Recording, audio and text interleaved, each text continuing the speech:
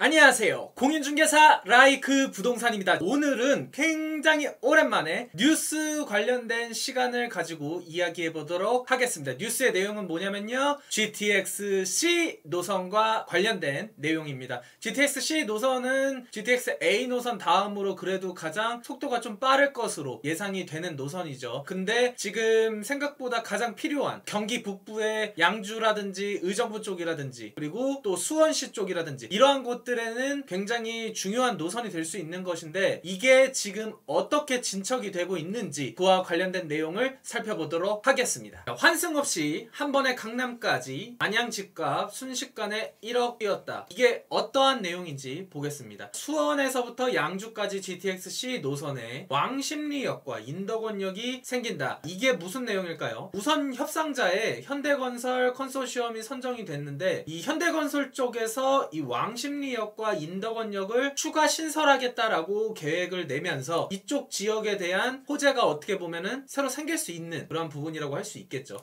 근데 보면은 왕십리역보다는 인덕원역 쪽이 조금 더 큰 호재를 받을 것 같고, 왕십리역은 왜냐면 지금도 충분하기 때문에 여기에 GTX 노선이 생긴다고 해서 뭔가 물론 좋겠죠. 근데 지금 다른 지역들에 비해서는 파급력이 그렇게 큰 거는 아니다 라고 보시면 될 것 같습니다. GTX-C 노선에 대해서 우선 협상자 선정이 발표가 되었다는 얘기인데, 현대건설 컨소시엄이 가장 높은 점수를 받아 국토교통부는 6월 18일 컨소시엄 우선협상 대상자로 지정할 계획이다. 그래서 이제 6월 중에 정부 협상단을 구성하고 협상에 착수한 다음에 올해 말까지 실시 협약을 체결을 한다고 합니다. 하지만 이거 체결을 하고선도 생각보다 시간이 오래 걸리는 거 여러분도 아시죠? 하지만 이러한 호재들이 집값 상승에 영향을 주기 때문에 관심이 많은 것인데요, 이 노선을 실질적으로 이용하기까지는 A 노선만 보더라도 원래 예상된 시간보다도 충분히 여유있게 생각은 하셔야지 된다라는 점 기억하셨으면 좋겠습니다. 계속해서 기사를 보면서 이야기해보도록 하겠습니다. 수도권 광역급행철도시 노선과 관련해서 성동구의 왕십리역과 경기 안양 인덕원역이 추가된다. 국토교통부는 GTX-C 노선 평가한 결과를 우선협상자로 현대건설 컨소시엄을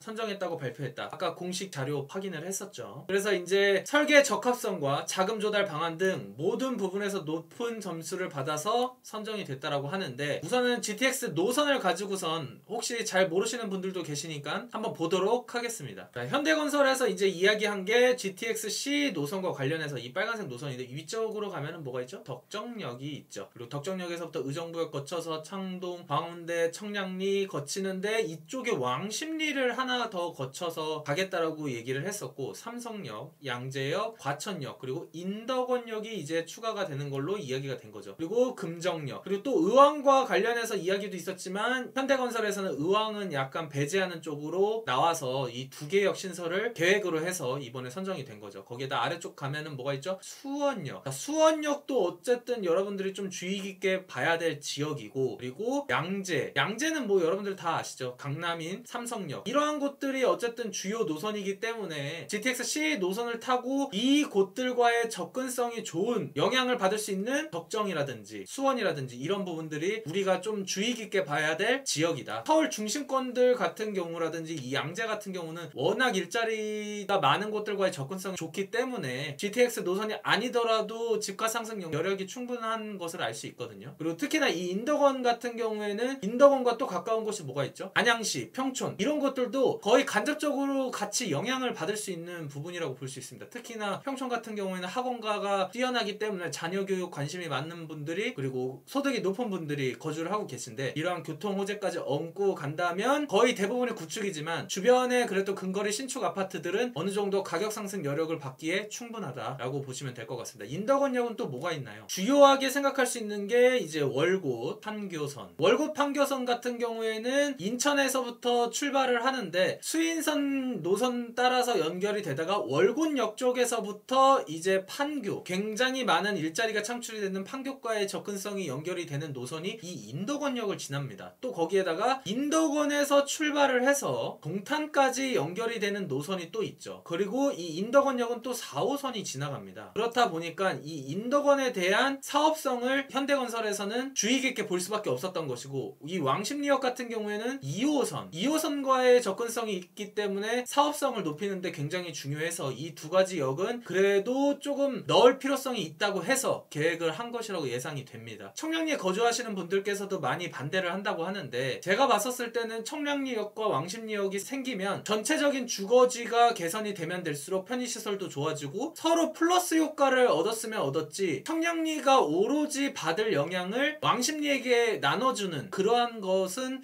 조금 아니지 않을까라는 생각이 저의 개인적인 생각입니다. 그래서 이러한 부분들, 교통의 편리성을 높여주는 지역들 간의 추가 신설역이 됐었고, 거기에다가 또 뭐가 있죠? 이 GTX 노선은 이렇게 역 신설됨으로 인해서 고려해야 될 상황들이 있습니다. 첫 번째로는 시간이죠. 시간. 무슨 시간? 이동 시간. 예를 들어서 덕정역에서 삼성역까지 이동을 하는데 시간이 걸리는 것이 새로운 신설역이 개통이 되면서 늦어진다거나 하는 그러한 부분들이 있다라고 하면은 조금 약간 사업성 관련해서 뭔가 문제가 될 가능성이 높고, 그리고 두 번째, 사업 기간. 착공을 한 상태에서 추가로 하는 것은 아니지만 새롭게 기존과 다르게 진행이 된다라고 하면은 그와 관련한 협상이라든지 이러한 부분들과 관련해서 약간 문제가 될 수도 있다라는 점. 그리고 세 번째, 이 역이 신설됨으로 인해서 약간 피해가 갈 수도 있는 곳들도 발생이 될 수 있거든요. 좀 이따 이제 기사를 보면서 알 수가 있는데, 그러한 부분들과의 협의점이 어떻게 빠르게 개선이 될 수 있느냐, 이 세 가지를 빠르게만 개선이 될 수 있다라고 한다면 어차피 역은 신설되는 거는 이용하는 측면에 있어서는 더 편리할 수도 있지 않을까라는 생각이 들긴 합니다. 근데 이 인덕원역에 신설하는 건 좋긴 한데, 따지고 보면 GTX 노선이 이 과천 정부청사역과 접근선이 4호선을 이동하더라도 그렇게 멀지가 않은 곳에 있습니다. 그런데 굳이 여기에 신설을 해서 가는 게 과연 맞을까라는 생각도 조금 들긴 합니다. 어쨌든 인덕원역 쪽에서 거주를 하시면서 신축 아파트인 그런 호재를 받는 분들은 좋은 점은 있겠죠. 계속해서 한번 보도록 하겠습니다. 그렇다 보니까 이제 왕십리역과 인덕원역 신설이 유력해지고, 그러면서 민간 사업자가 돈을 부담을 하더라도 사업성이 있다고 판단이 되는 만큼 사실상 확정적으로 될 가능성이 높다라고 이제 보여지고 있는 거죠. 그러니까 이렇게 신설력이 가능했었던 거는 국토부에서 이제 입찰 공고를 내면서 최대 3개 역을 추가할 수 있도록 허용을 하면서 이런 게 발생됐고, 그러다 보니까 입찰 공고를 내는 곳들이 3개 역이 이제 다 똑같은 곳을 이야기하지 않다 보니까 그 외적으로도 언급되는 지역들이 많이 있었던 거죠. 그러다 보니까 되게 단기간에 집가 상승이 많이 보였었죠. 협상에 착수하고 실사 협약 체결까지 이제 올해 말에 완료를 하고 27년까지 개통을 이제 가능할 것이다라고 이야기했지만, 아까 말씀드렸다시피 분명히 생각을 하셔야지 된다라는 점. 그리고 실거주 측면에 있어서도 이러한 호재는 강점이 될 수 있습니다. 그래서 이러한 부분들은 잘 아셨으면 좋겠고, 가능하면은 뭐 미리 들어가면 좋죠. 근데 이제 이게 변수가 생길 수도 있으니까 가능하면 확정이 되고 들어가도 나중에 착수를 하고 개통이 되고 그러한 시점에 좀 가격 상승을 연달아 받을 수 있으니까 그러한 부분들을 고려하셔서 접근하셨으면 좀 더 좋을 것 같습니다. 이제 서울 중심지 출퇴근이 시간이 확 줄어들고, 거기에다가 이제 또 문제되는 거는 문마아파트 대치동을 거쳐서 수원으로 가는 구간에 통과하다 보니까 이러한 부분과 관련해서 이제 반대가 나오는 부분들도 있어서 이러한 협의점을 잘 해결을 해야지 중요한 포인트라고 말씀을 드렸죠. 그리고 이걸 보면서 이제 교통호재로 인해 부동산 가격이 지나치게 과열될 수 있는 부분들은 솔직히 조금 어쩔 수가 없습니다. 그러다 보니까 원한대로 가야지 않냐 라는 식의 이야기들이 자꾸 더 많이 나올 수밖에 없는 부분들도 있는 거죠. 그리고 이제 왕십리역에 대한 신설역 부분은 2호선과 5호선과 이러한 부분들의 약간 영향이라고 할 수가 있겠는데, 왕십리역은 지하철 2호선, 5호선, 경의중앙선, 분당선이 나오는데, 경의중앙선과 분당선은 어차피 청량리역 쪽에서도 지나가게 되고, 이 4개 노선이 교차를 하다 보니까 2호선을 타기 위해서 갈아타는 것보다도 왕십리역을 한번 거침으로써 조금 더 시간 절감 효과 측면에서 증대될 것으로 예상이 되다 보니까 사업성 검토에서도 이 역을 추가하겠다라고 이야기를 할 수밖에 없었던 것이죠. 그리고 인덕원역은 4호선밖에 없었지만 나중에 이제 활용도가 높은 인덕원 동탄선이라든지 월곶 판교선이라든지 이러한 부분들의 이용함에 있어서 환승 없이 한 번에 갈 수 있다라는 측면에 있어서 강점이 되었었기 때문에 인덕원이 신설역으로 이야기가 나왔었던 거죠. 그러다 보니까 인덕원역 근처에서 신축 아파트 푸르지오 엘센트로가 전용 8호제곱미터 기준으로 이달 6일에 24층이 16억 3천만 원에 거래가 됐는데, 4월까지만 해도 15억 3천만 원에 거래가 됐던 것이 이 GTX-C 노선 신설 기대감으로 인해